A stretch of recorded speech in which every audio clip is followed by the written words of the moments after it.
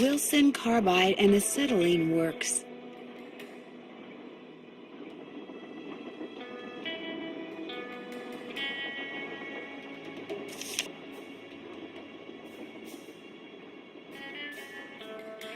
Always your friend, Thomas Wilson. Looks like a pattern for some kind of dance step. Maybe I'd better keep this.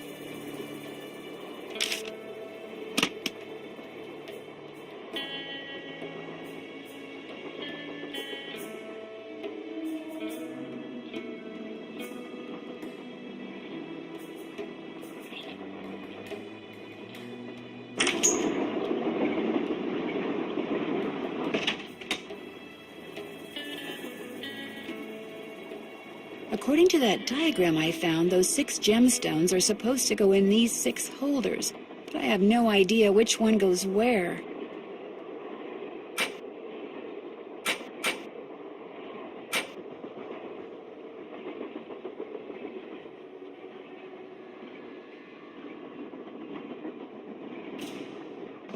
Looks like I need to enter 8 letters into this thing. The question is, which 8 letters?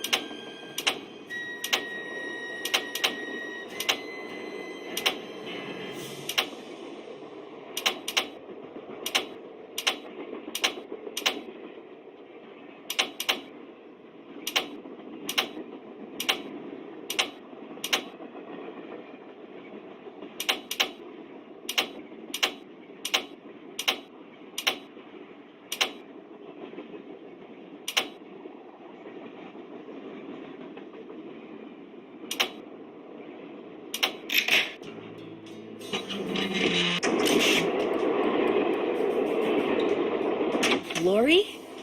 Oh my gosh! I never thought you'd be the one to find me. No offense. Nadine? Nancy Drew. Well, as you can see, I wasn't really spirited away by ghosts or anything. That bookshelf in the dining car, you step on this thing in the floor in there, and it slides open.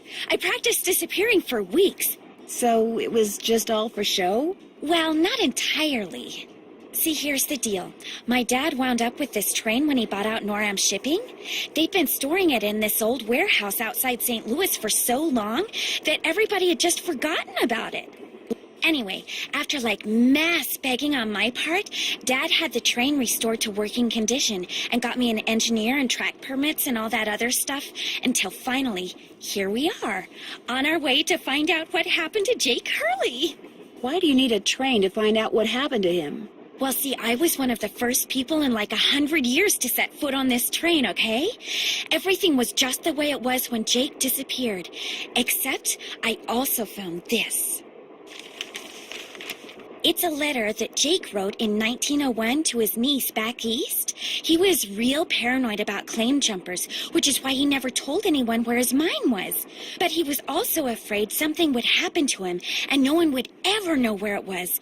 So he wrote this letter to his only living relative, Ruth Kensington. Here, take it. You want me to have it? Why? Because you found me. See, in that letter, Jake tells Ruth that everything she needs to figure out where his mine is on this train.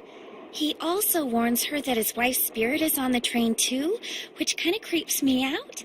But the thing is, to find Jake's lost mine, we need the train. How do you know this Ruth person didn't find the mine decades ago? Mostly because I found that letter in the wastebasket. It was like she'd gotten so ticked off trying to follow her nutty uncle's clues that she finally said to heck with the whole thing. So you want me to try to figure out where the mine is? Uh-huh. As for the other people on board, if you want to show them that letter, go ahead. It's totally up to you. We're going to Copper Gorge because that's where Jake buried Camille, so I figured his mine might be somewhere around there too. But if you think we need to go somewhere else, you just let me know and I'll have the engineer take us there. How come you didn't try to find the mine yourself? Maybe I did. Or maybe I just thought letting other people try to find it would be a good excuse to throw a party. I like parties. How well do you know your guests? Well, I don't know you or those Harvey guys at all. Hardy. Frank and Joe Hardy. Whatever. I didn't know John Gray before this either, but I love his show, and I figured he'd jump at the chance to investigate an honest-to-goodness haunted train, and now that someone has finally found me, I can finally go meet him for real. What about Tino Balducci? I met Tino right after he got famous for solving those robberies. Inviting him here for this was a no-brainer. I mean, what an awesome detective. And those piercing eyes of his, you just know his mind's in there going 90 miles an hour. How well do you know Charlena Purcell? I just know her from her books, which are so good. In fact, I just started reading her latest one, The Moon Tells No Lies. See, what I'd really like to do is write romance novels. Everybody who knows me says I'd be really good at it. In fact, a while back, I sent Charlena some ideas, just to see what she thought. And? She hated them. Bye. As soon as you figure it out, let me know.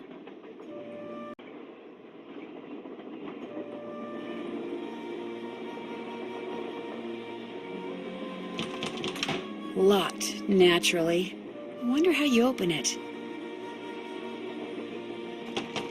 Wonder how you're supposed to get this open.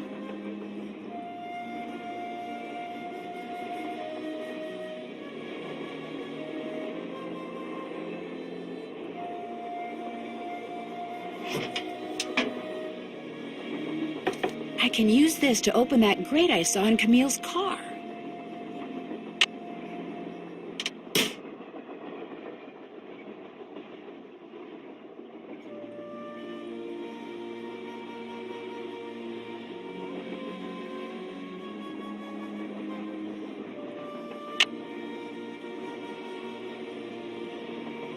The 3rd of November, 1901, from somewhere in Colorado. Dear Ruth, I know that we've never met, but now that your father, my estranged brother, is gone, you are my only living relative. I am writing to you to tell you about my mine before I, too, depart this earth, and its location is lost forever. I cannot tell you outright where it is, lest this epistle fall into the wrong hands, but with the information which follows, and with my train, which shall be yours upon my death, I promise that you'll be able to find it. First, you will need a map. To obtain it, know that my travels have taken me all over this great country, to towns which can be difficult to find, to Calico, Silverado, and Central City, to Dodge City, Virginia City, and Tombstone. To locate the mine on the map, you'll need my projector. When it comes to placing the stones, you'll need to ask someone who holds a warm place in my heart. I have stored his name accordingly, but to retrieve his name, you'll have to give the dolls an order. This will require looking inside Camille's dancing shoes for the name of their maker, and wearing the shoes as you perform her favorite step on the dance floor. As for my beloved Camille, she has 4 words for you, words which, when translated into numbers and used in combination, will help power my projector. But alas, she's taken them with her to her grave. So go to Copper Gorge, Colorado, and pay your respects, and let some of her goodness rub off on you. I promised Camille that this train would always be her home. In return, she promised to never leave, and indeed she never has. People say I'm crazy, but I've seen her, and heard her, and feel her presence on the train even today, 20 years after her untimely death. So above all else, my dear niece, let nothing happen to my train. It holds wonderful things. Kindest regards, Jake Hurley.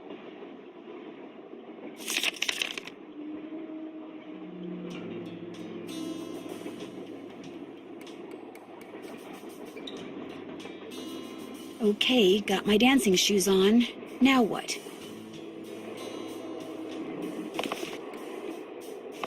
Darn, the name of the shoes is so faded I can't tell what it is. Maybe Bess and George can help me figure out who made them.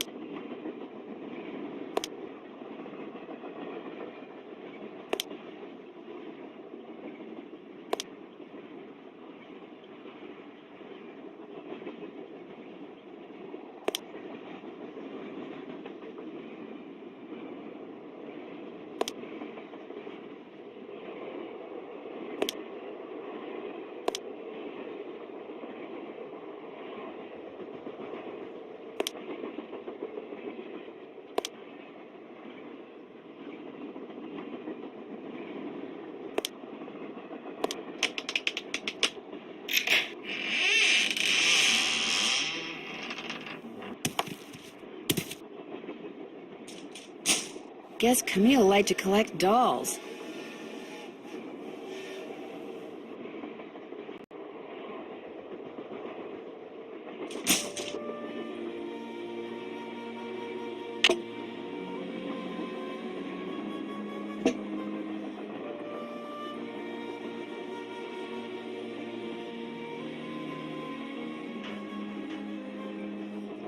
I wonder if this has something to do with that list of cities Jake mentioned in his letter to Ruth.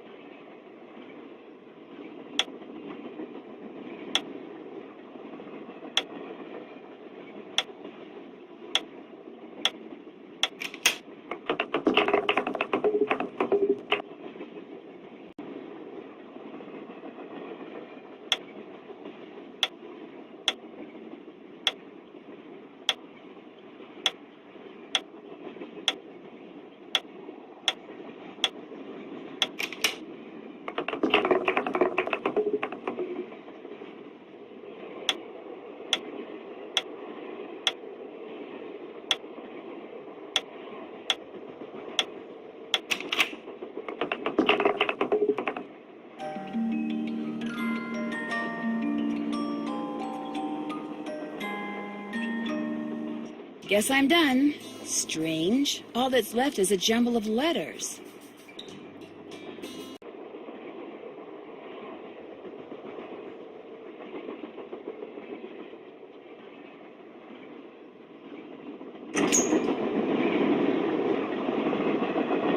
That must be the projector Jake mentioned in his letter to Ruth.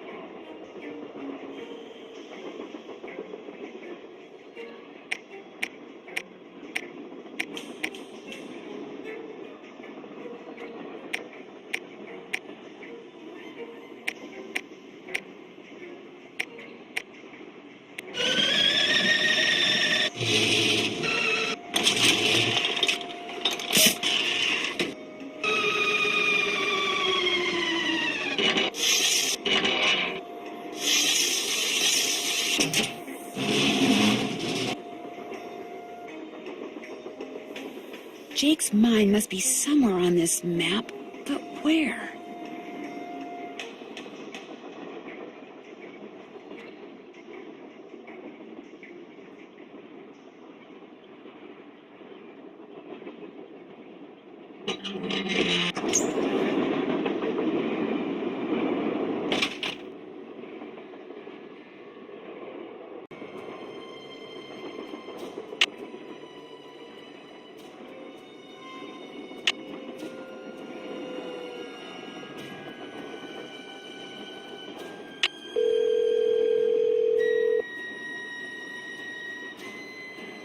Hello? Hi, Bess. Hey, what's going on?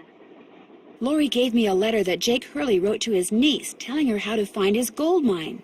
If Lori knows where the mine is, why doesn't she just make a beeline for it? Because apparently Jake was too paranoid to tell his niece outright where it was. So he filled the letter with all these weird, obscure clues. I don't think Lori could make heads or tails of them. I know I barely can. Sounds like when he lost his wife, Jake may have lost a few marbles as well. I discovered this cabinet full of old dolls in the caboose. Old dolls make my skin crawl. Whose were they? They belonged to Jake's wife, Camille. Jake mentioned them in his letter to his niece. They could have been Jake's, you know. I mean, they never had a child of their own, right? So maybe after Camille died, he went a little bonkers. Oh, Bess. Hey, I'm just trying to think outside the box here, okay? Something it wouldn't hurt you to do from time to time, little Miss No Imagination. You know, maybe I'll just put this paintbrush down, walk out that door, and let you do this all by yourself. No! You've got to keep painting. If I don't get this done by tomorrow, I'll be grounded for a month. I was just kidding about your imagination. It's wonderful. You're wonderful. Very, very wonderful. That's more like it. The name of the company that made Jake's wife's dancing shoes is too faded to read. But to find Jake's mine, I need to know what it is. Hey, I know what you can do. Take a picture of them with your cell phone, then send it to us, and we'll check them out for you. But I thought you guys had to paint Bess's room. Boring. Besides, we're going to have to take a break soon because we're almost out of paint. Probably because Bess has gotten more on me than she has on the walls. Anyway, send us a picture of the shoes via cell phone as soon as you can. Actually, I already sent you a picture of the shoes. Well then, hey, we're on it. Oh, you guys are the greatest. I know. Need anything else? I get the definite feeling Lori Gerard has a thing for Tino Balducci. I saw him on TV once. He is very cute. Lori thinks he's the world's greatest detective. And you don't? I think he thinks he is. I think the only reason he's famous is because he looks good on camera. Well, I think you two are being way too hard on him. Just because he's good looking doesn't mean he can't also be smart. In fact, maybe Balducci tries to look incompetent on purpose. You know, to give the bad guys a false sense of security so it's easier to catch them. Ever think of that? No, Bess, I never did. Well, there you go. If I told you that I needed a hint, what would you say? I'd say it's about time. I'd say fire away. How do I get that compartment on the stove open? I could use some advice. Take a real good look at the numbers and icons on that sampler in Camille's car, paying particular attention to which number goes with what icon. Then remember what you saw, head for the scale in Jake's car, and see if you've got enough coins to weigh in on the solution. Excellent. You guys are great. We know. See ya.